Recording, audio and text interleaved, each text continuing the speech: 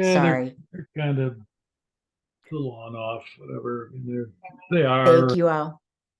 So thank you all. Sorry about that. I'm going to rewind just a moment. Hi, all. Thanks for joining us. I'm Liz Kunkel, the Illinois Environmental Council's Zero Waste Policy Manager. Happy America Recycles Day and welcome. Thank you so much for joining us for IEC's very first dedicated zero waste town hall. We're honored and thrilled to have you join us tonight. So thank you so much. Please feel free to enter questions into the chat, add comments, add resources, links, etc. We're grateful for your participation. If you're joining by phone, please dial *9 to raise your hand. We will stack questions in the chat and save them all for the end of the presentations, take them in the order in which they were received, and then include them all in the Q&A at the end of the meeting. Obviously, we will also try to do our best to answer questions as they come up in the chat, do our best to address them in real time as appropriate. But if they are more appropriate for conversation, we'd love to save them for the end and have everyone participate. So thanks again for joining us, and I will go ahead and share my screen.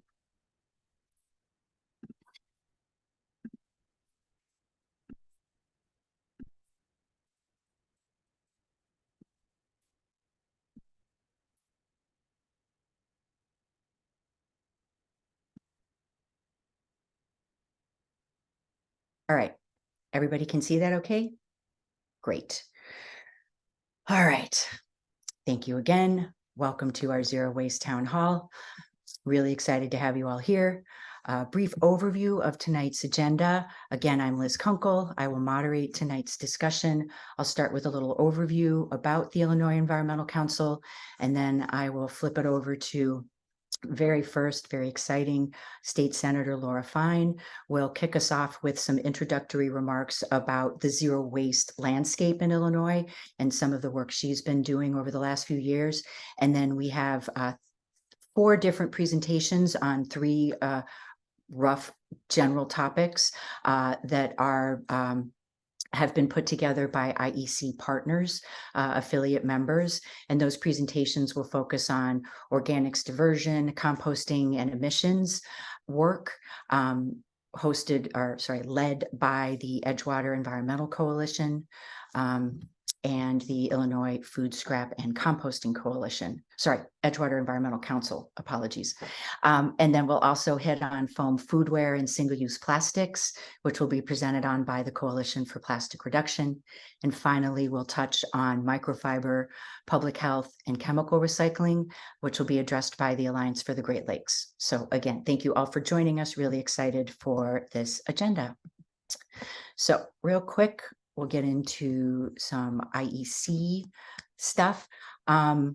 Instead of just me talking more about IEC, I'm going to share a video that we created recently. So bear with me while I link to the video, and hopefully it will go relatively seamlessly.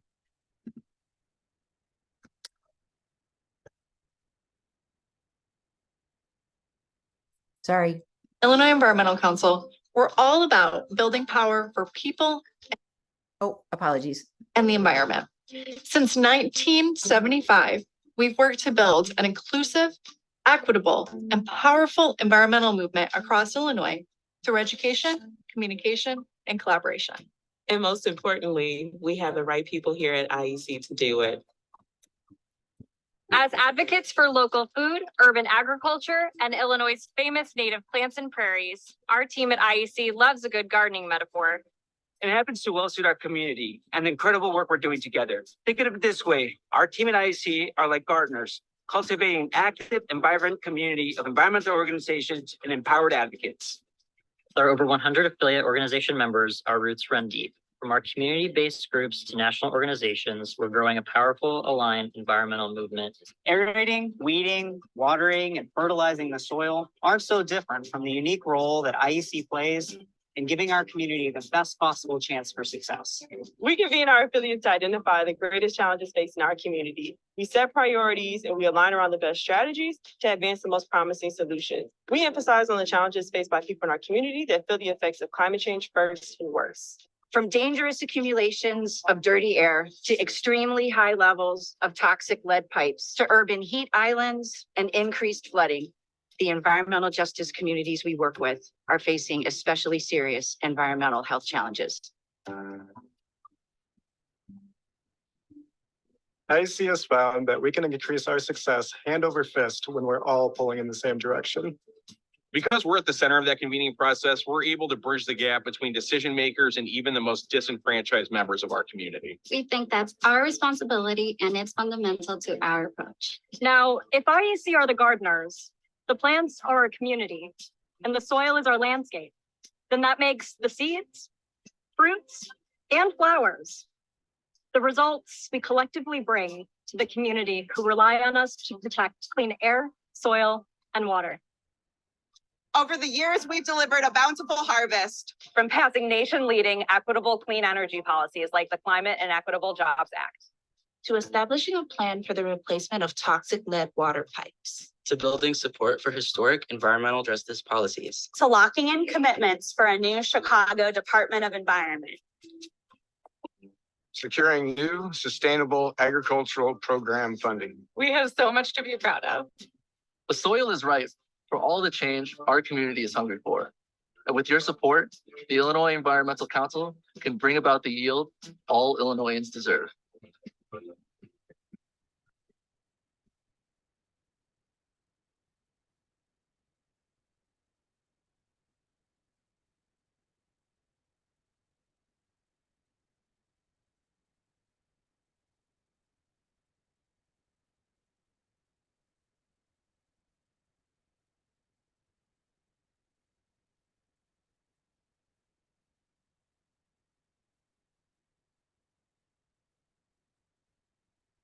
All right.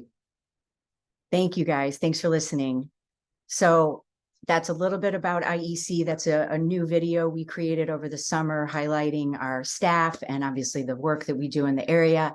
I want to mention a little bit, put this town hall tonight into context. This is one of a number of meetings that IEC hosts as part of its legislative policy planning process. As many of you know, there are 3 issue planning calls per substantive issue area in all of IEC's program areas, which are listed on the slide. Those calls are open to IEC affiliate members. And we're coming at the end of that planning call process. And then towards the end of those series of calls, IEC hosts these town halls, 1 per issue area, open to the public, not limited to IEC members. And it's such an important part of the process for IEC to be able to bring all these ideas and potential initiatives to the public and be able to share them. So again, thank you again for joining us and being part of that. Real quickly, again, just to focus on the membership, if you want to be part of the policy planning process, that involves becoming an IEC affiliate member. Some of the benefits of membership are listed on this slide. Happy, obviously, to talk more about it, but don't want to take up much time during this discussion on it.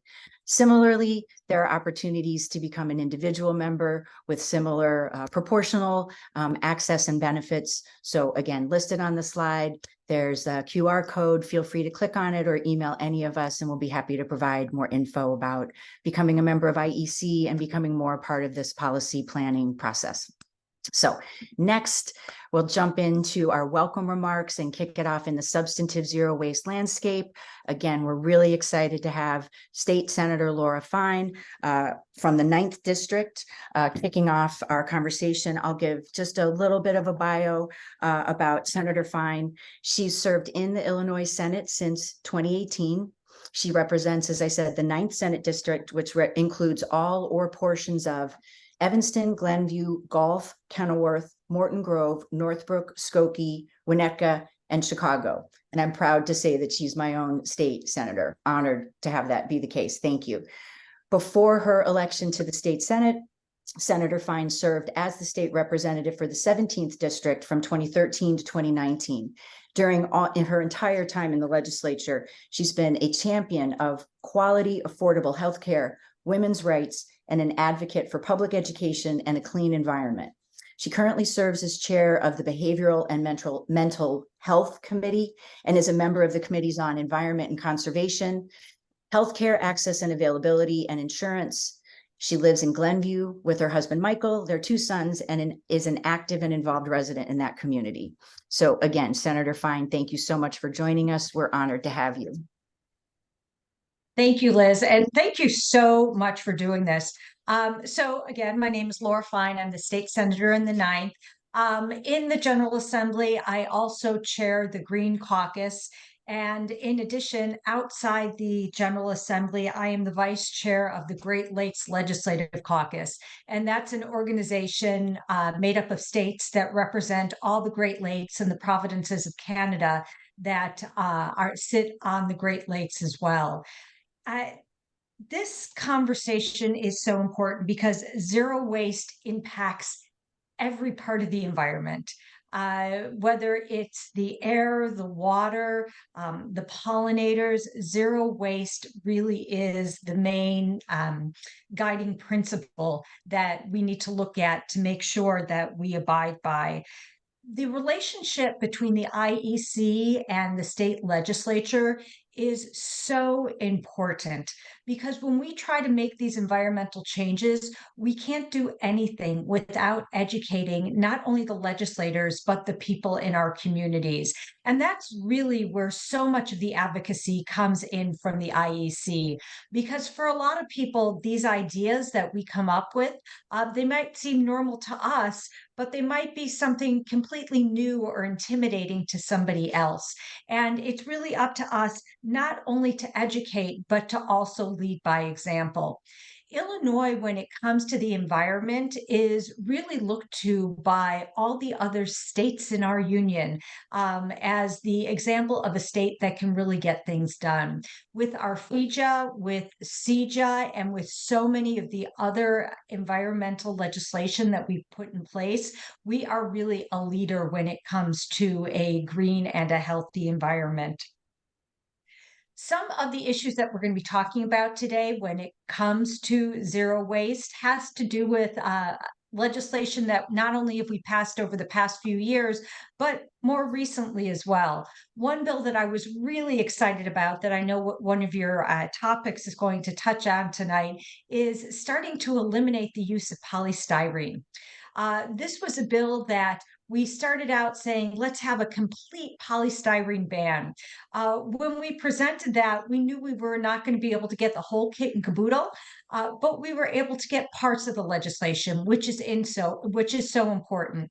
And what's really more important is the state is leading by example with this legislation, and it's going to be state agencies that phase out polystyrene first. So we can say if we've done it, then the general population can do it too. And again, that's all part of the education process and really trying to change people's habits. Another really great example of how Illinois is moving towards zero waste is we passed another piece of legislation that says if you're putting in a new water fountain, you have to have a bottle refill station. So we can start eliminating even more of the plastic that we are finding in our environment. So again, none of this can get done without the relationship that we have with the environmentalists and with IEC, because IEC is a huge driver behind so many of the positive environmental issues that we pass in the state of Illinois. So thank you so much for hosting this tonight. I'm really excited to hear more about what our presenters are going to say and see what we're going to work on together in the future. So thanks so much, Liz. Thank you so, so much, Senator Fine, again, for all you do every day, for representing us and for being an environmental champion. And again, especially for joining us more selfishly, joining us tonight and kicking off this meeting for us. So thank you so much. We really appreciate, again, everything you do. All right. Next on to our presenters. As I mentioned, we've got a great lineup of presentations from the Edgewater Environmental Coalition, the Illinois Food Scrap and Composting Coalition, the Coalition for Plastic Reduction, and the Alliance for the Great Lakes. So I will go in and lead into each of our speakers and introduce them by name and give a little bit of a bio about each of them as we go into each presenter and presentation from here on out. So here we go. All right. First up, on behalf of the Edgewater Environmental Coalition, we have Renee Patton and David Oakes. Renee's going to start us off and do a little bit of give us some general information on some of the general organizing they've done and kind of getting started.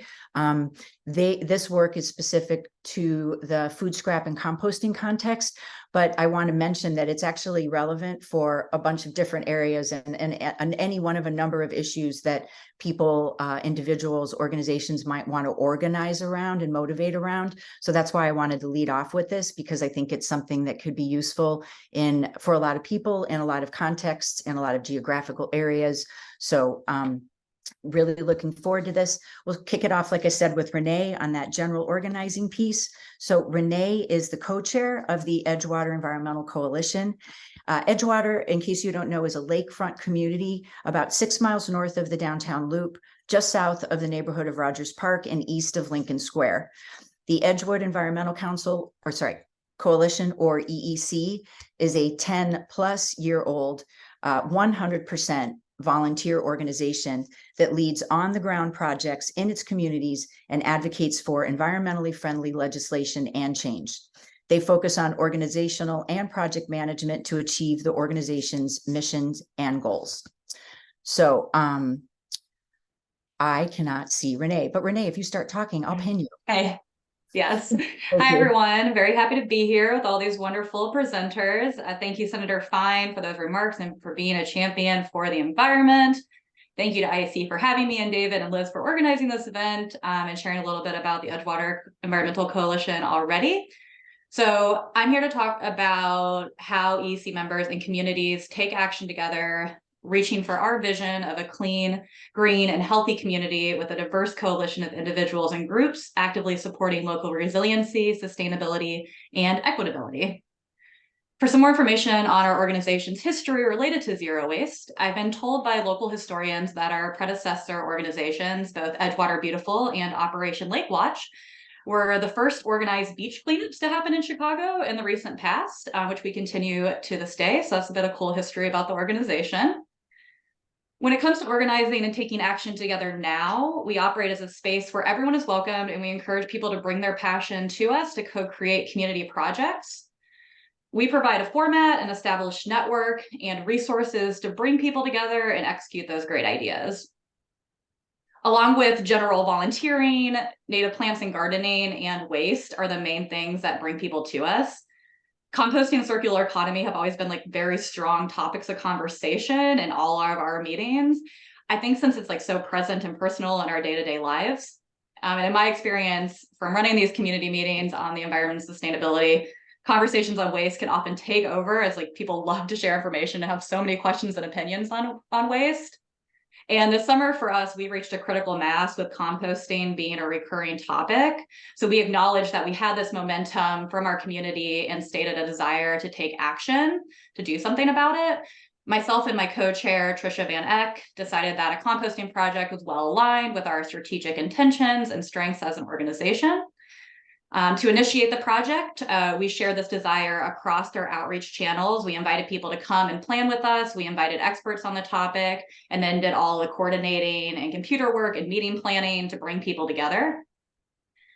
For our first initial meeting, I made a facilitation plan. I had whiteboards, we had markers, we had questions written down, we had discussion plans, we had goals set.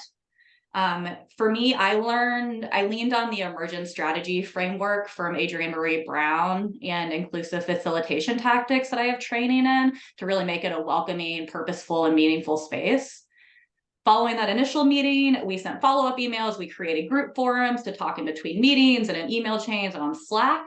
And now we've been actively planning on executing on what we decided for 5 months now, and we will continue to work on it in future years. So from the consensus that we formed, we have a few goals of the project now that we came together as a group and decided on. So the overall thing that we're envisioning is composting across the city of Chicago with a measurable goal of achieving over 90% of food and yard waste being composted by 2030. Our near-term goal is a network of community-led, neighborhood-based, volunteer-run composting sites at local, semi-public, and public spaces.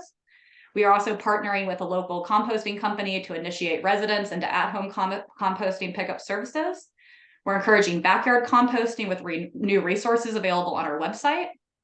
And finally, we want to work with other stakeholders to get a full-scale city-run system for the collection of compostable waste. So with the local network of composting sites that we're getting set up, we want to scale solutions to the community needs to both build local circular resilient systems outside of any city system that comes about for our neighbors working together as a way to build these skills now and learn how to deal with waste and use the compost hyper locally, so then we can have these skills as a community for an uncertain future. These actions also fit into EEC's policy agenda, which we have. One of our points is about expanding green waste treatment and coordinating with the Chicago's municipal waste strategy, which identifies citywide municipal composting as part of that. So I see our efforts as additive to the city efforts, including its new food waste drop-off sites that was recently announced. So by working at the different levels and experimenting to figure out what works, we will improve as we go and create a model for wider advocacy efforts. And we hope that what we create can serve as a model to other groups and communities as well as inform future municipal programs. So if anybody here now or in the future wants to connect further so we can share what we have learned and our resources, reach out. I'm happy to connect further. And as I close my part out, I'll turn it over to David. I think Liz will give their bio as well to share the current state of our efforts and the current pilots we're working on, as well as the work they did with local Chamber of Commerce. Thanks everyone for listening to me. Thanks so much, Renee.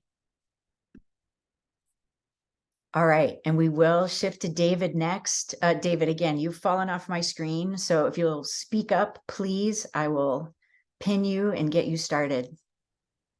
Hello, hello. There you are. All right, I will give you a quick intro first. There we go. All right, so this is David Oakes. He is a member of the Edgewater Environmental Coalition. He uses the pronouns he, they. David was born and raised in Chicago's Northwest Side. His interest in the environment and sustainability came from his grandparents, who were Indiana farmers who lived through the Great Depression and passed along the values of sustainable farming and sustainable practices in everyday life. Trying to figure out his niche in the world, David discovered a love in the restaurant industry, and after graduating from Loyola University, Chicago in environmental sciences, he went on to culinary school, where he found that the industry had a long way to go in sustainability. While there, he interned for Common Threads and taught kids how to cook and help education around food. The lasting imprint of kids thinking that food just comes from the grocery store and not from the earth created a deeper sense of purpose for education around sustainable food culture for David. In 2009, he volunteered and later managed the Andersonville Farmers Market. He also worked at the Andersonville Chamber of Commerce and was instrumental in starting and continuing to support sustainable practices in small businesses by launching Clark Street Composts with Waste Not Compost. David currently sits on the advisory board of the EEC and is the vice chair of the Glenwood Sunday Market in Rogers Park. His current hobbies include learning about vermiculture and cultivating a living regenerative closed system in a small rental unit. So, David, take it away. Thank you. I appreciate your time and joining us tonight and talking about composts along with other amazing topics that affect us all. My name is David Oakes. I use he, they pronouns, and this all real started when I kind of collectively built on my history of the love of food, eating, and the love of where my food comes from. And so when I was part of the Andersonville Chamber of Commerce and helped started the farmers market there, I learned a lot about my background history with restaurants, how to help businesses not only save money, but also implement strategies in a sustainable way to help them save money. And the best part about it is how easy it is to implement when you have a community that has long supported sustainable measures within their community. My fascination and excitement grew when I was able to go into the chamber and realize that not even 10 years earlier, Andersonville was one of the first neighborhoods to have on-street recycling. And to understand that as being just almost a little bit over a decade ago is still a little bit mind-boggling. But they also had their first micro compost pickup just around the neighborhood area. And so to be a part of something and build on those efforts, in 2021, talking with a lot of the businesses who are going through difficult times and understanding that this could be a great opportunity to look back and understand how sustainability can help businesses thrive during difficult times, much like they did with the Depression eras, and get people used to and into a new strategy of utilizing things that have always been done to help save money and also use as marketing. And so partnering up with Waste Not Compost, local Loyola University alum, Liam Donnelly, and I had a conversation about connecting with local businesses, not just restaurants, but offices, haircuts, kind of across the spectrum of the different businesses, and how to get them, get these business owners to understand that they can save a ton of money from their trash bills on just composting. And so we started the pilot program with 22 businesses with everything from health and wellness to restaurants to retail. And throughout that 9-month period, we had a substantial growth of people reducing their trash litter usage. And my favorite is a bakery who completely reduced their trash expenses and was able to afford recycling and mostly compost. And so that had a really great positive effect on our neighborhood. On top of that, it was great marketing. It's something that a lot of our community members do, whether we knew it or not. Our community members within Edgewater have a long-standing fierce support for sustainability, and composting just happened to be one of them. And so tuning into this practice got a lot of the neighbors to come out and support those businesses on top of the other topics that were going on at the time. And so it created a stronger relationship. Some of the other programs that we've been working with the Edgewater Environmental Coalition is within Andersonville, we've replaced a lot of our annuals with native plants to Illinois, kind of echoing ecosystems within prairie and native plants, along with our indigenous history of different plants that folks would use for food or medicine, and creating an educational system around it. So launching 2021, our Clark Street Compost was just a pin in a long history of a lot of great work that the Chamber has done in and around this community. Here's a picture of us as we go through the Clark Street Compost. A lot of it had to do with marketing.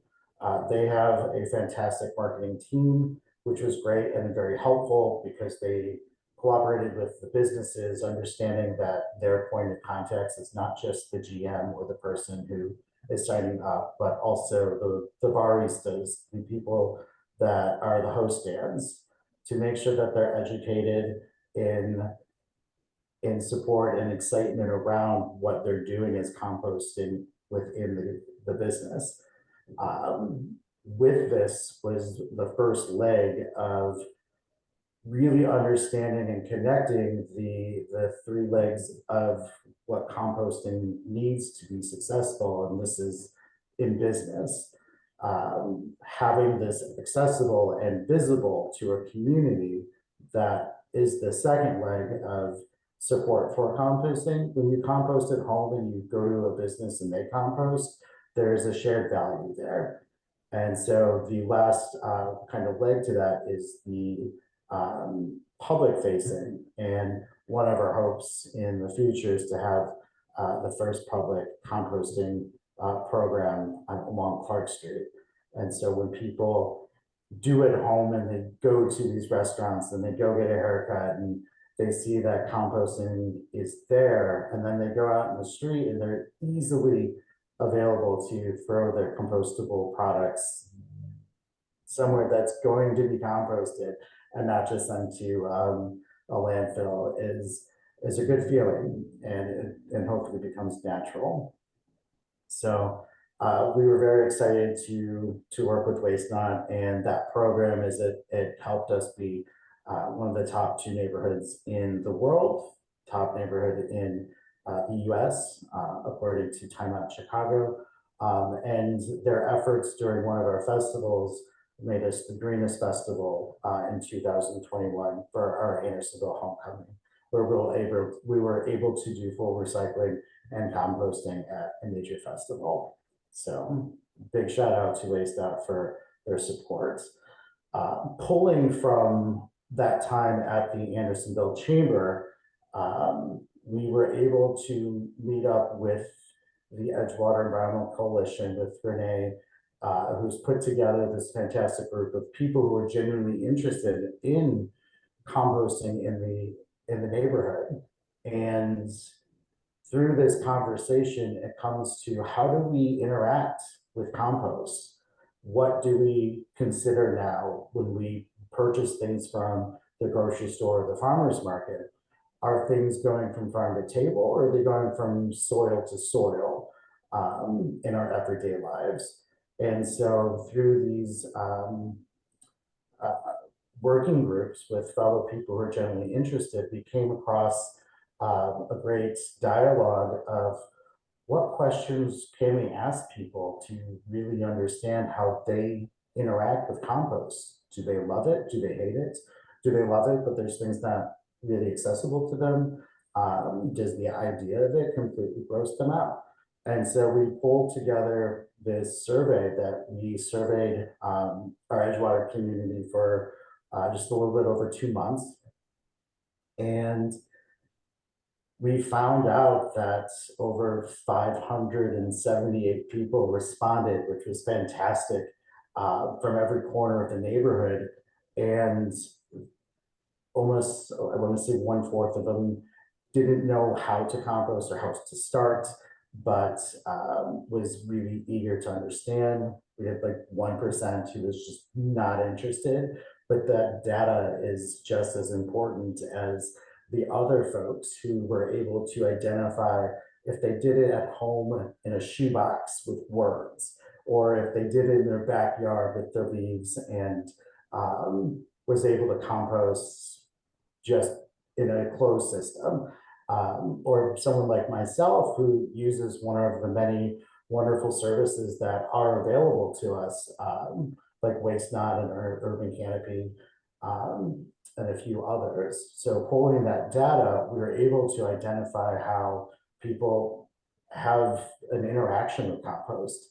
And that in itself is the most valuable, because then we can use that information on how to help a city who is starting out municipal programs and identify data points on how people interact and what may work and could eliminate a lot of problems and help answer a lot of questions. And so with that, marketing was also a huge success. We were able to promote it via social media, but also we did the legwork. As a volunteer organization, it's all about bodies and steps. And so we went door to door and we flyered, and we got a lot of really great responses just from that and talking with people. We do have a long ways to go as we have a lot more information to gather and to continue this kind of journey. And so we've added onto our conversation about yard waste in the city of Chicago and how that's currently being dealt with. Are there ways and opportunities that we as an organization can help provide or create skill sharing workshops on how to build backyard composting bins? How can we help our neighbors? And so with that, and hopefully replicating our current survey, do it within other neighborhoods. Oak Park has reached out and they're currently doing their survey, and we hope to do other neighborhoods in Chicago to build a bigger and a better understanding of how people interact with compost.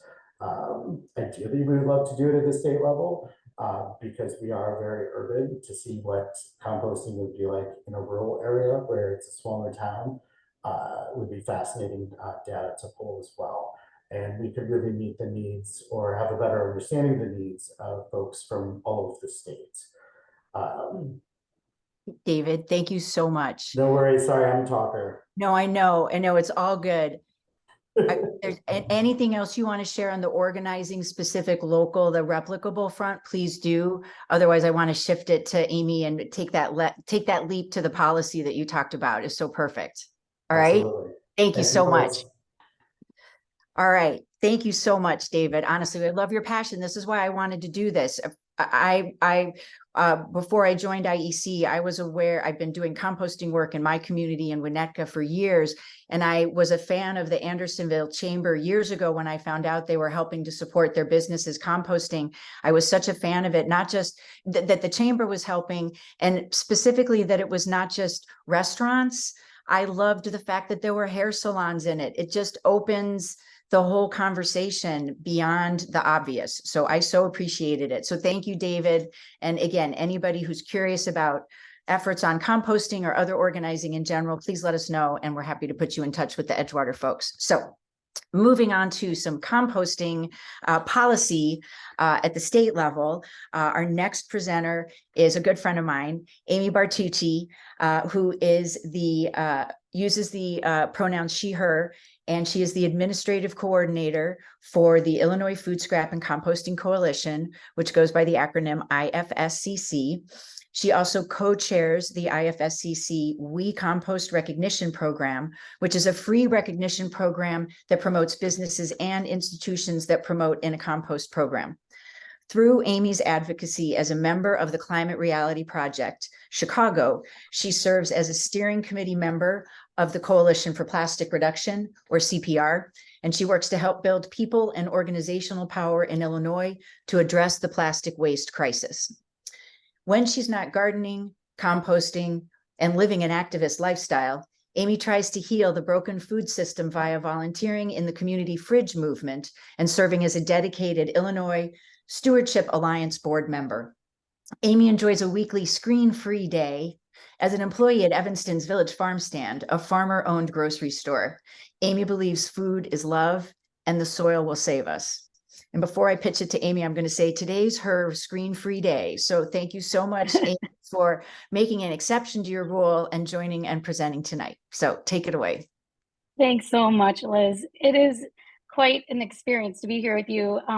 Many years ago, Liz and I met each other, and so it's fun seeing us in these overlapping situations, especially multiple organizations. So this is going to be fun, but I'd like to say also it's going to be difficult to squeeze 10 minutes of something I'm very passionate about into something that everyone can learn from. But I want to say, thank you to IEC. Thank you to the IFSCC, and thank you to everybody here, and for all the work that's being done in Illinois. This really does fuel a lot of us who are activists and people who care a lot about the environment, as Liz has known that we've been doing this for quite a bit of time. I wanted to tell a quick story, but it's not going to take long, I promise. But it's around the same time IFSCC was born, and I just figured I'd use this as a little adjacent fun fact. Remember those science projects that kids would do for science fairs? Our 5th grade daughter was really excited about doing something and I wasn't. She picked paper airplanes and she wanted to figure out how far they would go. And I was like, come on, let's do something environmental. Let's try to figure out how we're going to save the planet. And my daughter was just like shrugging her shoulders and shaking her head no. And I convinced her to do 2. And I am that person. She did 2 projects that year, and one was making a mobile little mini landfill in our home. We were trying to find out scientifically how to break down, organic materials and other things that go into landfills that we all know about, and find out through the eyes of a child what we were dealing with. So a true story, we created this. She had to start her project early. She had to end it later, but she did it. And our family understands that this happened a long time ago. And I think everyone's kind of starting to get on board with figuring out we have a ways to go. So next slide, Liz, if you don't mind. There's a picture there of the things that we were thinking about back in those days. But we need to feed soils and people, not landfills. I think we can pretty much understand that by now. And I was doing this with my family quite a bit of time ago. But I'd like to tell you just a quick thing about IFSCC, not to go to full detail on it. But it was born out around that same time, which I find to be really not so coincidental, because my ears were going and I was finding people talking about this. Liz is one of them. The prior conductor of our meetings for IFSCC is another, Mary Allen. She's a legend.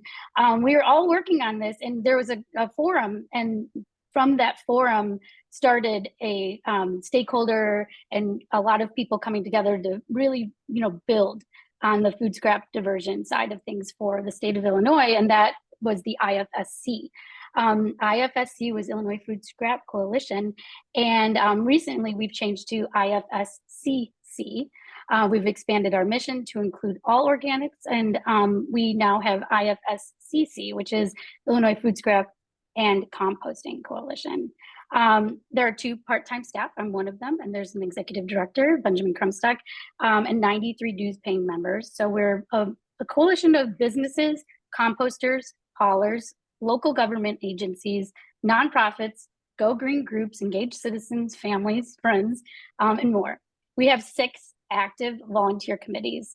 So this is a coalition run by volunteers, similar to what Renee was talking about, but recently we've had a little bit of that staff resource, contributing to the effort of this coalition. But for quite a bit of time, there was a very, very volunteer aspect of how the work was getting done for the state of Illinois.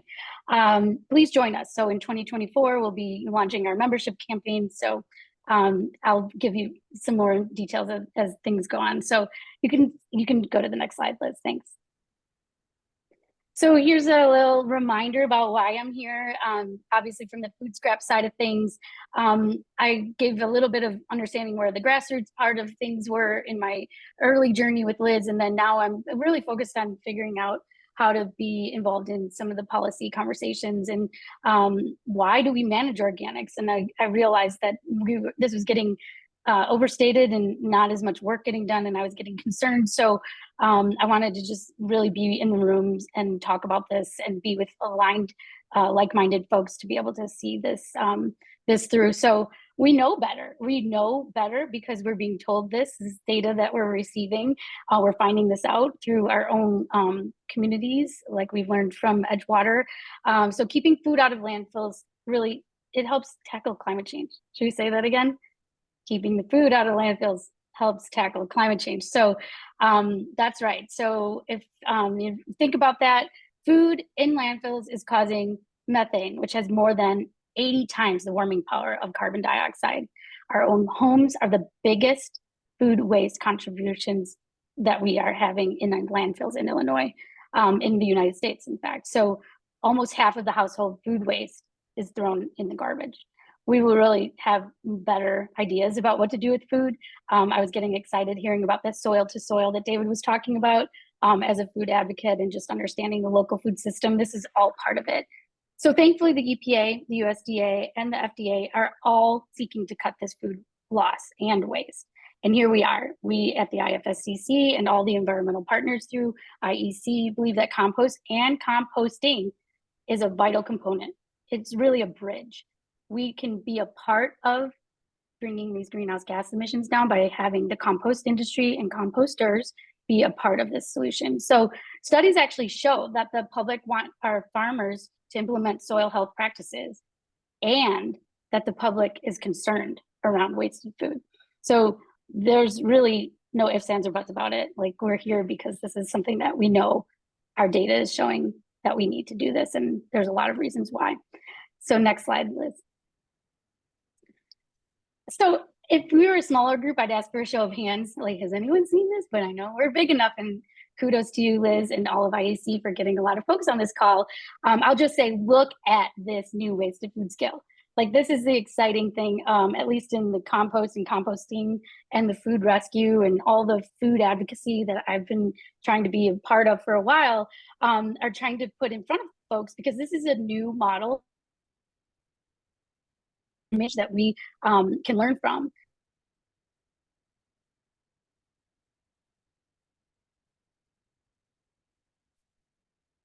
Amy, you're breaking up.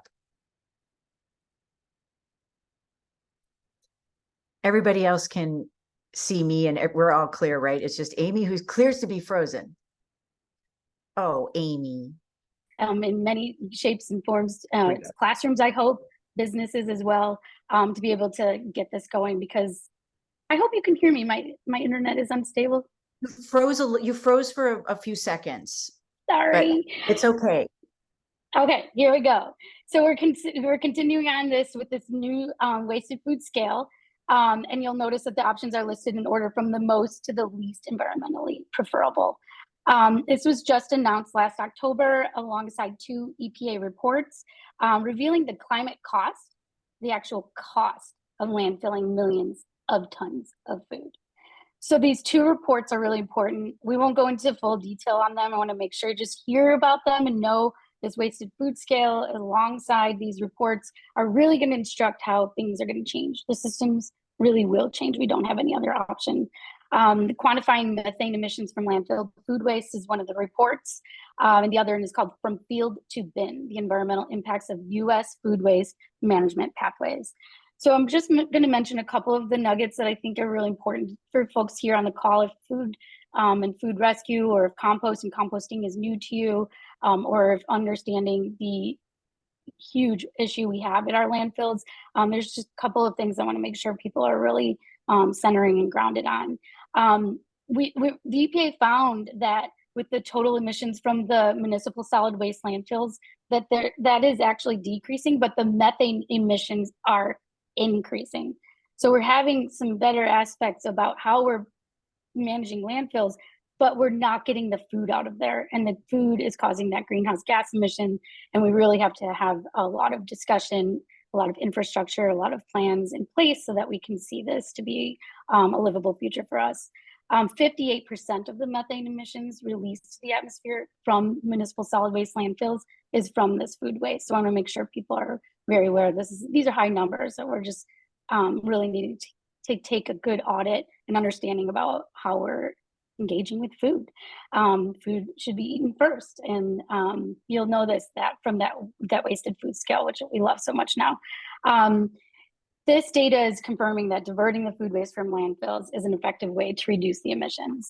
A huge thank you to IFSCC's agency liaisons. I should mention we have had some from the US EPA as well as the Illinois EPA involved in our work, and we are so grateful to be able to be connected with them in the advisory capacity and the valuable guidance they've been providing us all this time. So you can go to the next slide, Liz. Thanks.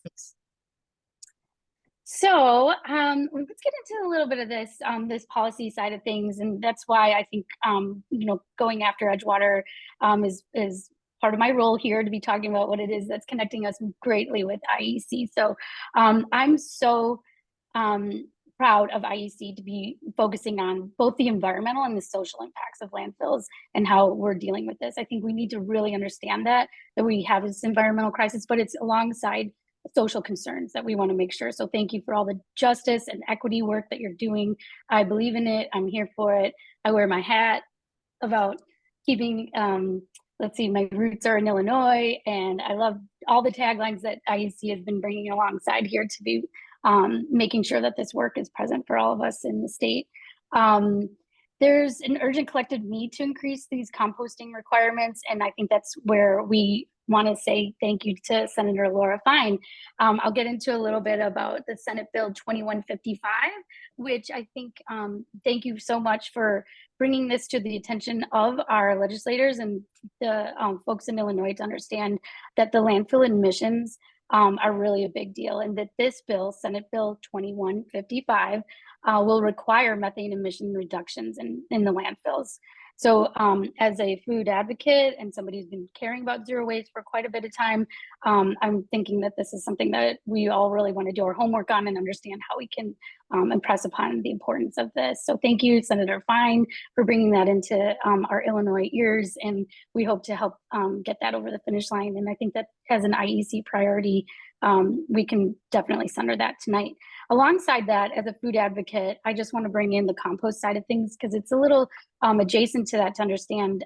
There's a compost pilot incentive program that I know that IEC has had, and also the IFSCC community is taking a look at to make sure we can increase on-farm composting and make sustainable agriculture in Illinois a real norm, to be able to see that these things do kind of align with paying attention to those greenhouse gas emissions and making sure we have good resources set aside for a compost pilot incentive program. So stay tuned and take a look and listen for more on that. Remember, IEC is encouraging us to leave it better than we found it. So it's one of those things we got to pay attention to the farms too, pay attention to everything that we're thinking about when it comes to the soil, because like I said, the soil will save us. Another policy idea that I know IEC has had on the legislative calls, and I know that the community in the IFSCC world is focusing on, it's very visionary. I didn't hear about it until last year, but I'm focusing to and want to learn more as we go along. But it's HB 1370, and it's the large event recycling and composting. So I believe it had a little bit of more emphasis on the recycling, and some of our experts and people who have been watching this legislation and how things go wanted to see composting in there, because as we know, that's an important element to reducing waste. So wouldn't that be a sight to see, have large events have not only recycling set up, but composting. So that's really exciting for me. I'm hoping we can see something like that over the finish line as well. I'm really grateful to the folks at IFSCC for keeping this front and center as well, so we can see a livable future. And those large events, I can't tell you enough how it's so hard to go to them and see that we still haven't really gotten that infrastructure laid out to really truly enjoy, you know, the event by knowing that we're not leaving such an impact. So another thing that I know IEC has had on their radar that's aligned with the composting world actually is HB 3158 and natural organic reduction. So we know that composting banana peels and eggshells can help reduce our negative impact on the environment. But did you know that once we die, we can do that with our bodies too? It's true. So we're not really sure if that's going to happen anytime soon, but I know that the folks at IEC have been excited about this, and I am as well. So staying tuned and listening a lot about this. It's called natural organic reduction. So the acronym is NOR. I think if it passed, this can help slow the climate crisis too. So on the national front, just pay attention to the bipartisan infrastructure law, which has brought the SWIFR and REO grants, which are basically waste, recycling, education, and infrastructure, very much needed for composting. Let's go to that last slide, Liz. I want to thank everybody in the IFSCC world that helps me do this work, but also just stay aligned with the coalition's, first and foremost mission to divert organics from landfills. I think that makes a lot of sense for this evening's Zero Waste Town Hall. Living a zero waste lifestyle helps reduce our reliance on landfills and their impact on the environment. I grow food. I stay connected with the soil, and I know that's not everybody's jam, but at the same time, I encourage you to think about that, because the local food system is really reliant on how we manage our soils, and I think that that's something that we all can pay closer attention to. So in closing, I wanted to make sure I left with a really, fun fact, but also just something to impress upon you about the United Nations Global Methane Assessment. It's basically saying in that assessment that making changes to solid waste disposal and treatment is relatively cheap and has the most potential to reduce methane emitted by the waste sector. So not just in the United States, but across the entire world. So think about that. We're trying to do this, not just here, we're trying to think about this across our country, but the entire world. So thank you for having me tonight. I really enjoy this work, and also seeing a lot of folks on this call keeps us energized. So thank you. Thank you, Amy. Thank you for all of your energy and hard work in all of these spaces. We really are grateful for it. So, and thank you for that great connection with the grassroots efforts that Edgewater's doing and bringing it up to the policy level and some of the actions that need to happen on that larger scale and at the state level to facilitate the top down along with the bottom up approaches. So thanks so much for that. And we're going to shift to our next speaker, is going to cover sort of some similar ground policy issues, but on the plastic side. Our next speaker is Jacqueline Casaza, who is a member of the Coalition for Plastic Reduction. She's the co-founder and president of Go Green Glen Ellen, which is a community nonprofit with a mission to help Glen Ellen residents and businesses be greener through education, advocacy, and volunteering. She serves on the Village of Glen Ellen Environmental Commission and the Glen Ellen Park District Resident Environmental Advisory Board. She's a volunteer with Scarce and a frequent presenter to school and community groups in Glen Ellen. Her love of travel, running, outdoors, and her children fuels her passion for the planet. Go Green Glen Ellen is one of more than 35 member groups of the Coalition of Plastic Reduction, and Jacqueline is presenting tonight on behalf of that coalition, or CPR. So Jacqueline, thank you, and take it away. Thanks, Liz. I gotta say, we're an hour into a Zoom call, and there's such great energy on this call. I'm so honored to be a part of it. Thank you so much, Senator Fine, for being here, and to Renee and David and Amy for your remarks. I already have a bunch of notes, so excited to add to the conversation. So yeah, good evening, everyone. My name is Jacqueline, and as Liz said, I'm here speaking on behalf of the Coalition for Plastic Reduction, or CPR. Liz, you can go to the next slide. CPR is a membership coalition formed in 2021 that includes more than 35 organizations across the state. And CPR is committed to initiating and championing legislation and policy in Illinois that is supportive of a circular economy that both prohibits the sale, production, and use of single-use plastic, as well as reduces the production of new plastic. And CPR's vision is an Illinois free of plastic waste.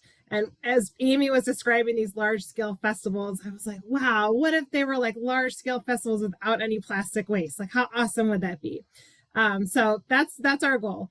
And CPR works towards our vision primarily through our policy work. Our policy committee initiates, tracks, and advances legislation, develops educational materials and events, and guides advocacy efforts. And we also work to build coalitions with a broad array of stakeholders, including legislators, lobbyists, community groups, nonprofits, businesses, and other local organizations. And I'll talk a little bit more at the end about how you can join us and learn more about our work. So now on to CPR's current number one priority to help us move toward a zero waste Illinois, which is establishing a ban on single-use foam foodware. Yeah, don't spoil the good news. We'll get to the good news. First, the bad news. Okay, so what is foam foodware?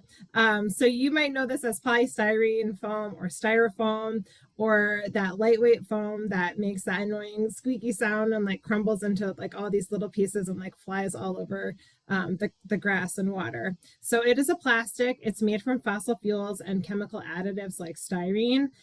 Plus air, that's what makes it puffy and so lightweight. And because polystyrene foam is so light and it has insulative properties, it's widely used to protect items in shipping, as well as keep warm or cold leftover food and drinks. But there are a lot of concerns with this material, especially as it's used for single-use foam foodware. So as I mentioned, polystyrene is made from styrene, and styrene is a suspected human carcinogen. So some research has suggested that styrene can leach into food and drink, especially when it is heated. And additionally, manufacturing of polystyrene can lead to the release of harmful chemicals into the air and water.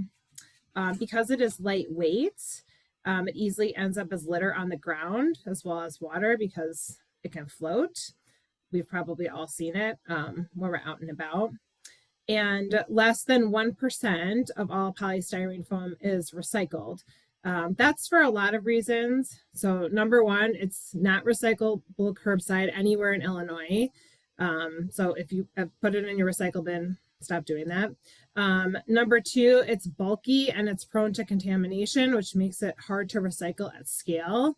And then also to recycle polystyrene foam requires special equipment, special processing. That can create its own set of problems. Our next speaker will talk more about that. It's hard to recycle. It has numerous human and environmental health concerns. And this is something that, you know, Americans throw out. It's estimated 25 billion foam cups a year.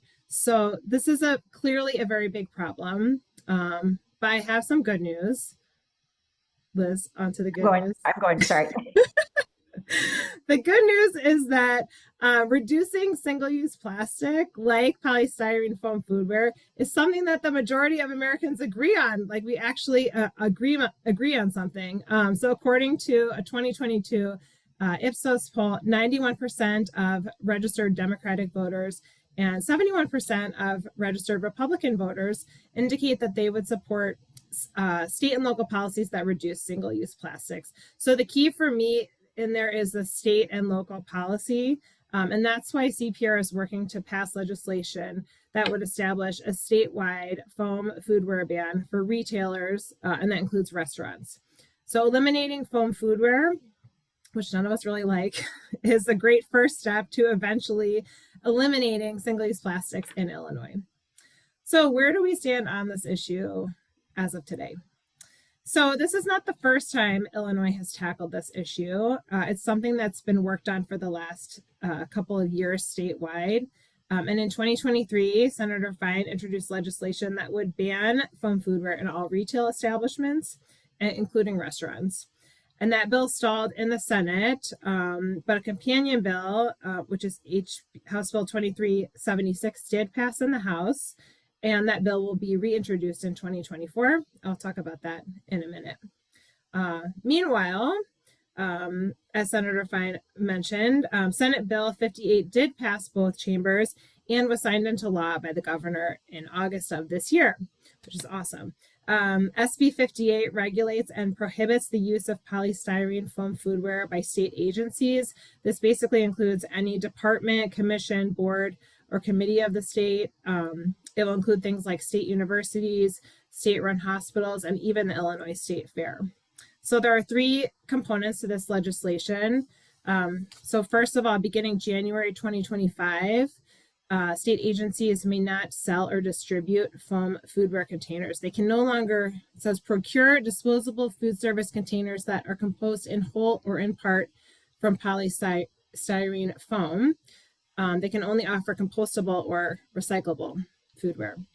Then beginning January 2026, vendors to those agencies may not provide foam foodware containers. So that's also an important piece. And then additionally, not quite as impactful as the ban, but still important, is that state agencies will be required to set goals to track their single-use plastic and their purchases of that starting July of 2024. And then they have to report out on that to the General Assembly beginning October 2025. So as Senator Fine alluded to, eliminating foam foodware at the state agencies is a fantastic first step to eliminating foam foodware elsewhere in the state. And I also loved her comment that, the state is leading the way. So if we're also able to get HB 2376 passed, we'll have a very comprehensive policy that tackles eliminating foam foodware and all its pollution from Illinois. So what are we going for in 2024? We're seeking to garner additional support for HB 2376. and ultimately see the passage of this bill through both chambers in 2024. So again, this is that it would say a retail establishment may not sell or distribute in Illinois a food service container composed in whole or in part of polystyrene foam. So the plan is to reintroduce this bill, possibly with some amendments and built on the momentum established last year and the passage of SB 58. So the focus of this bill is likely to be only on single-use items like takeout to-go containers that you are transporting from like the restaurant to your car or to your house, not other foam that's used, for example, in like egg cartons or meat trays. And the biggest reason for that is to build on the successes of last year and not to complicate the bill that could potentially weaken its passage. So how can you help support this initiative? Well, first of all, you can take your own action at home. Don't eat or drink out of foam foodware, especially when it's heated. So the research might still be emerging on that, but I personally like to be, better safe than sorry on that kind of thing. You can also ask your favorite local restaurants if they would consider alternatives. A lot of times if you would ask them, they say they might consider it, but it might be too expensive. So a statewide ban would also help to level the playing field and facilitate the transition to recyclable, compostable, or reusable containers that all retailers can use. And there's even the thought that eliminating foam foodware containers could spur creativity to design other types of containers. Finally, Illinois also just passed a law to create health standards for consumers to bring their own containers to restaurants. So that's another option that hopefully restaurants can use those in the future as well. You can also potentially work with your municipality to ban these types of containers while you're waiting for the statewide legislation. It's not that far-fetched of an idea. Oak Park and River Forest have banned foam foodware containers starting in 2024. So shout out to those communities. And there are also 11 other states plus Washington, D.C. that have voted to establish bans on foam foodware. 9 of those states have voted on this issue just in the last 3 years. So not all the bans are in effect yet, but they've all been voted into law. So the issue is definitely gaining momentum and attention across many jurisdictions. So of course, you should definitely call and email your elected officials in Illinois and let them know you support this legislation. And they are always interested in what other constituents in their district think about this. So get your friends and neighbors to also call and email as well. And finally, if you want to tackle this issue with new friends, you can join the Coalition for Plastic Reduction as an individual or as an organization, and then help us advocate for eliminating single-use plastic and waste in Illinois. So we're highly passionate, as you can probably tell, highly passionate and organized group of individuals. And we will need your help in 2024 and beyond to get support from our lawmakers on these issues. So if you're interested, my email's on the screen. You can contact me and we'll chat. Thank you everyone for listening tonight and attending, and I'll pass it back over to Liz. Thanks so much, Jack. That was awesome. So building on that great introduction to plastics in the state, we're going to carry on to our final presenter of the evening, Andrea Densham, who is a senior policy advisor for the Alliance for the Great Lakes. I'll pause there and let Andrea say hello so I can pin her as well. Hello. Hello, there you are. Thank you.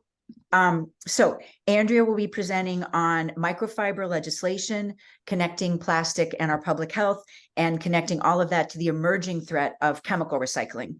So real quick introduction on the Alliance for Great Lakes, or AGL, and Andrea. Alliance for the Great Lakes is a nonpartisan, nonprofit organization that works across the region to protect our most precious resource, the fresh, clean, and natural waters of the Great Lakes. With headwaters in Chicago, the Alliance works across all 5 Great Lakes and all 8 Great Lake states. Andrea is an environmental Great Lakes policy content expert with more than 2.5 decades of experience working with government leaders across the Great Lakes basins in state capitals, Congress, and internationally, binationally. So Andrea, thank you so much for joining us, and take it away. Here, we'll get to your slide. There you go. Sorry. great honor to be here tonight. Thank you, IEC. Thank you, Liz, for your hard work. Incredibly grateful that we have the opportunity to talk with all of you tonight. And thank you for Senator Fine for your consistent, persistent, hard work fighting on this issue. And you just heard a great discussion with our colleagues about how these things are connected. And I'm going to try to help you think through how we can understand them, not only in the context of trying to reduce plastic at the end of its life, but what it means for us to begin it at the source, to really begin to try to tackle and understand why it needs to be addressed at the beginning. I do also just want to note, just because the presenters before us talked about really important topics, that these are issues that are not just important here in Illinois, but in the Great Lakes, binationally with our friends in Canada, and definitely federally and globally. And I'll make some notes about that as we move forward. And you can go to the next slide. And I know that it's late, so I'm going to try to do this quickly. So stick with me, and I'll try to bring my energy to this topic. But it is absolutely the case that plastic pollution is a threat to our Great Lakes. We have some wonderful colleagues at the Rochester Institute of Technology that have been noting that around 22 million pounds of plastic enter the Great Lakes. It is understood that that is actually a minimum, that there is probably much more than that are entering the Great Lakes. But we have no mechanism to identify exactly how much is getting in. We have a fantastic team of researchers in Toronto. We do a lot of work binationally that have calculated that the amount of microplastics in the surface water in the Great Lakes is actually higher in concentration than the Great Pacific Garbage Patch. So we often think about this being an ocean issue. I'm here, and I have been here for years, trying to make sure everyone pays attention to this as a Great Lakes issue. And it's not only in our lakes, but it's in our streams and other waterways. And clearly it's a concern for our drinking water. It impacts more than 1,300 marine and freshwater species. It can be found in our drinking water, and it absolutely is impacting our human health. We know that it's fueling the climate crisis. And us at the Alliance for the Great Lakes, as you probably many know, we do the Adopt a Beach program, and it's of the top 10 items we find, plastic is the first 8 of those. And the last thing, just to give you a sense of why I'm going to talk a little bit about human health and the concerns about this, is estimated right now, and there's more and more amazing research on human health impacts, that people ingest around 50 plastic bags worth a year of plastic and about 1 credit card a week. It's a significant concern, and it's one that we have to pay a serious attention to. Next slide, please. Sorry, I was all wrapped up. What you were saying? Plastic in public health is something we actually don't often talk about, but over the 25 years I've been doing government affairs work and public policy, public health was how I started. And it's really important to understand how environmental harms, industrial pollution can impact public health. And that is really an environmental justice issue. And I really want to highlight that there. When we talk about it hitting people the first and worst, plastic pollution and industrial pollution is absolutely one of those items, not only in its production, but in its end of life. We have a growing group of research that's really been expanding in the last 5 years, and it really is going to continue to expand, that has identified the challenges around human health. I'm citing here, and yes, I think we'll be sharing these my slides and our slides, so you'll be able to cite there, and I'll also pull together some sites so there will be some easy links for folks after this.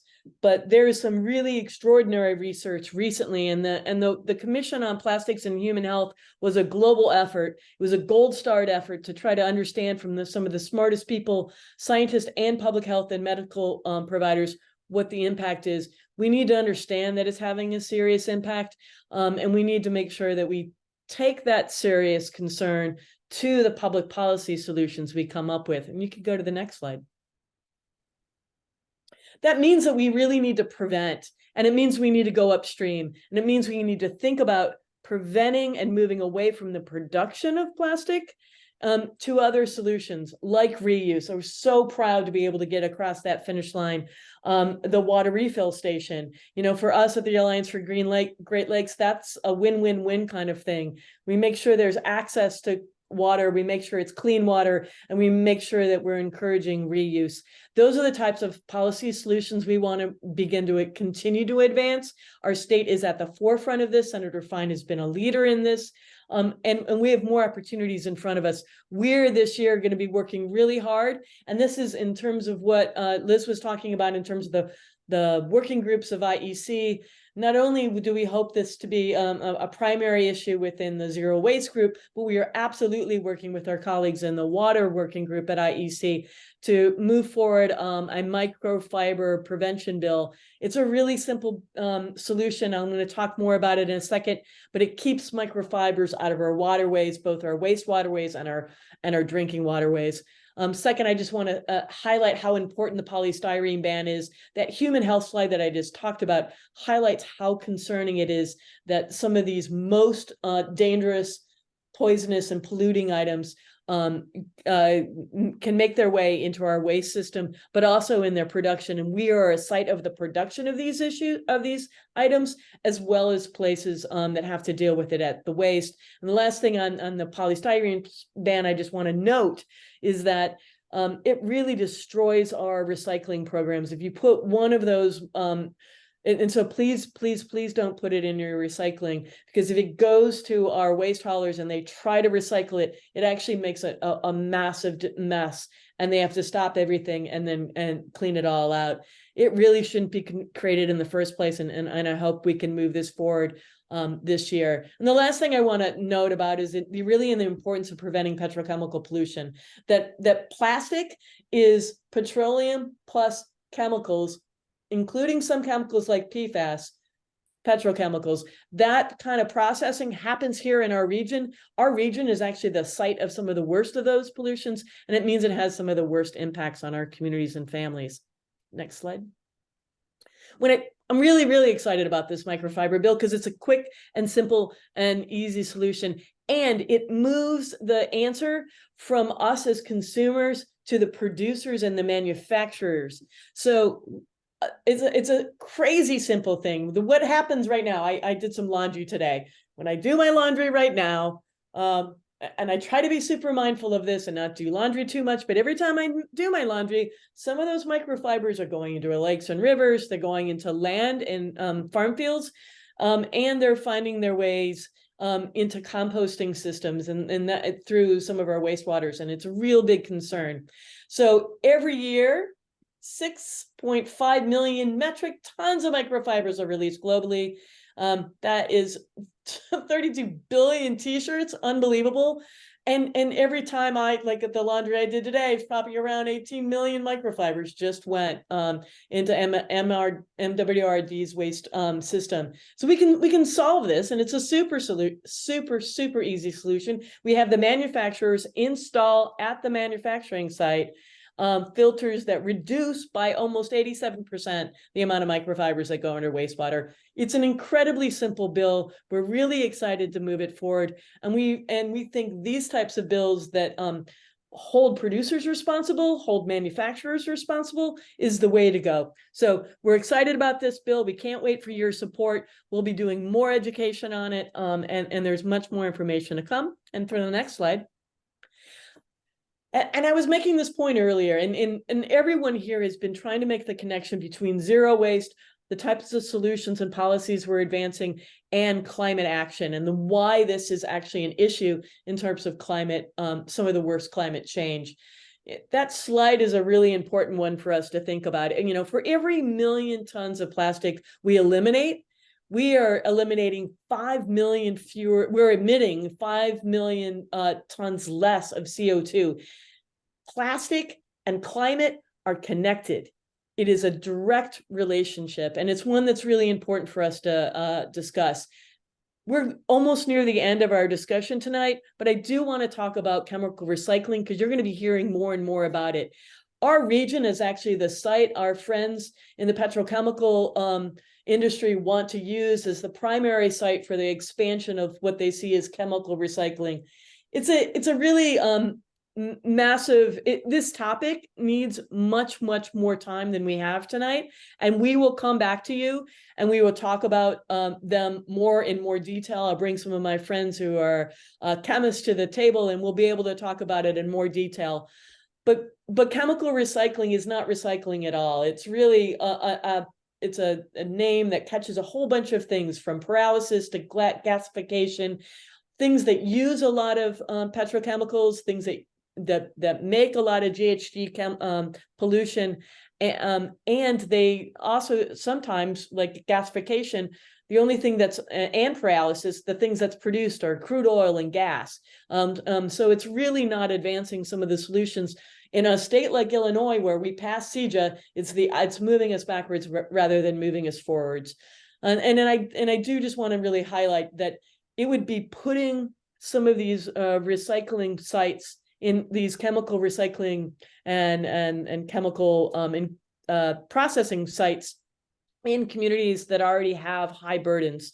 They'd be co-located at some of the places, and in some of the communities they're having the worst and the most pollution, and it's the exact opposite of what we need to do. What kind of solutions? What do we need to do? We need to hold producers responsible and polluters responsible. We need to make sure that our rules and laws are really strong. We need to advance smart solutions like extended producer responsibility laws. Our friends in Canada are already doing that. We work at the Alliance binationally all the time. Ontario already has extended producer responsibility, and many of the corporations that we work with have sites both in Canada and the United States. If they can do it there, we can do it here. And one of the last things I just want to note on the policy side is that EPA recently has decided to regulate pyrolysis as if it was incineration. And that's really important. And it was a big win. This just happened. It meant that those kind of pyrolysis plants will be held under the regulation of the Clean Air Act. And I think it's one of the areas for us to think about in terms of policy solutions when it comes to chemical recycling in our state, is to really think about chemical recyclers, to put them in the same box as manufacturers, and to hold them responsible for meeting that standard rather than lower standards. They've been trying to sneak themselves in by calling them chemical recycling under the regulations of recycling plants and solid waste plants. And it really is not fair, because this is a desperately, deeply toxic kind of activity that they're doing that needs a high bar of regulation rather than a low bar. Us at the Alliance for Great Lakes, we started in 1970. 2 years into us existing was the Clean Water Act. We worked, and we have been working for years to make sure that the Great Lakes stay clean, stay healthy, and remain vibrant. The reason why we existed is because industrial pollution was causing desperate and really bad harm and hurt to the Great Lakes. We know we can build a better future, and we know that we can do it with you. All of you here tonight can join all of us together, this great team of advocates, and you can go to the last slide, to build and healthy and Great Lakes for generations to come. We have amazing opportunities in the next year and years following. I can't wait to roll up my sleeves and work with all of you. Thank you. Thank you so much, Andrea. I'm going to say real quick, I'm really glad you made the comment on the pyrolysis and the standards, because I'd heard that in the context of another state where a chemical recycling facility was permitted as a kind of a standard manufacturing facility, did not have to meet the higher standard. And part of that process on the manufacturer's side, like the strategy that they pursued, was to sort of like present their proposal in a two-part process, right? It was phased. So the first phase was one, and it sounded pretty innocuous.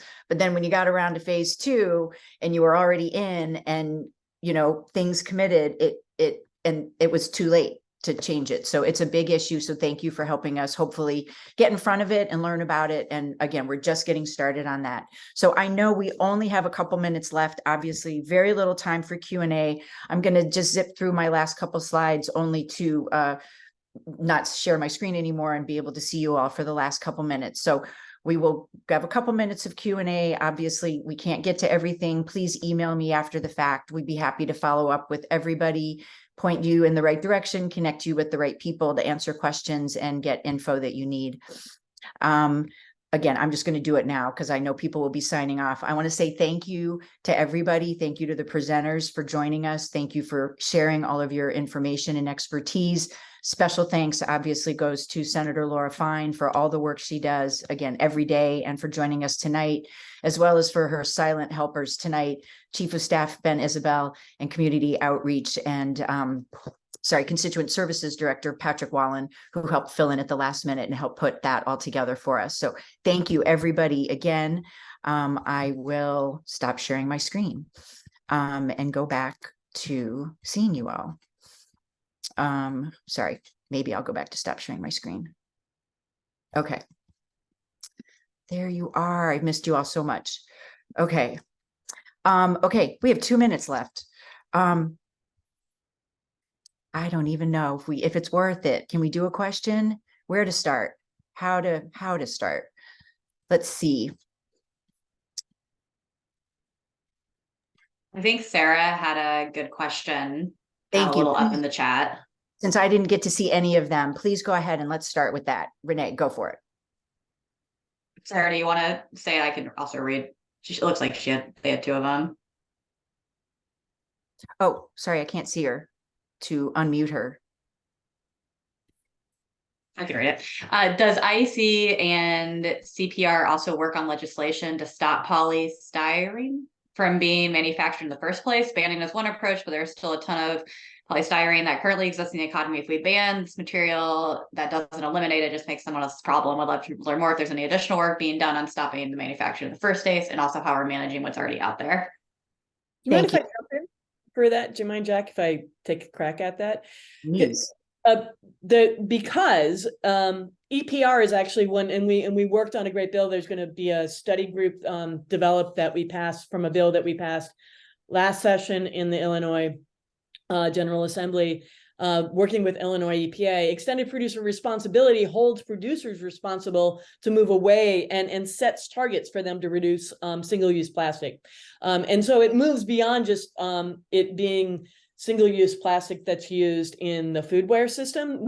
Our bill is really important, and that's some of the biggest and worst types of polystyrene, but that's right, there is other polystyrene problems. In fact, in other states, they have outlawed polystyrene coolers and other items, especially in places with lots of fishing. There's been other items that have also been banned. Ours is focused in our state right now on foodware, but if we are able to move towards an extended producer responsibility solution, then we're holding producers responsible. They're going to have to actively reduce the amount. And in fact, in California's law, polystyrene is eliminated unless they can figure out how to recycle it. The timeline that they have to figure out how to recycle it means that it's going to be banned because they don't have a functional way to do it.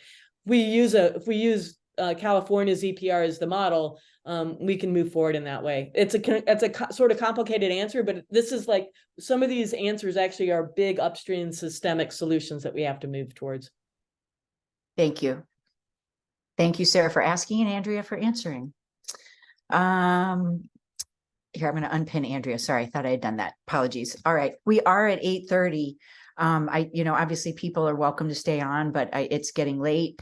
I'm going to call it. So thank you everybody for joining us. Thank you for this really great conversation. Please put a note in the chat if you have a question that didn't get addressed. I will capture the chat and make sure we follow up with folks. Again, we're just getting started on these issues, getting into the legislative session that gears up, starts January 16th. So you'll be hearing more from us on these issues as they head to the policy level, and as we get into the session in the winter and spring. So to be continued on all fronts. Thank you again all for joining us tonight, being part of this great conversation and this amazing community. Happy America Recycles Day and happy Thanksgiving, everyone. Take care. Yep. You're welcome. Have a good night. Thank you. Take Thank care. you, everyone. Good night. Good night. Good night.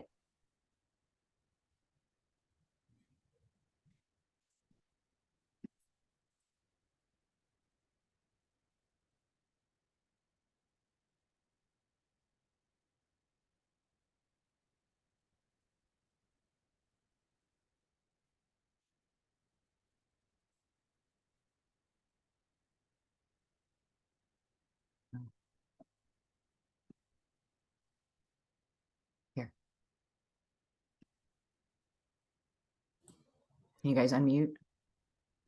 Yeah. Okay. You want to stop the recording? Probably. They'll stop it for me.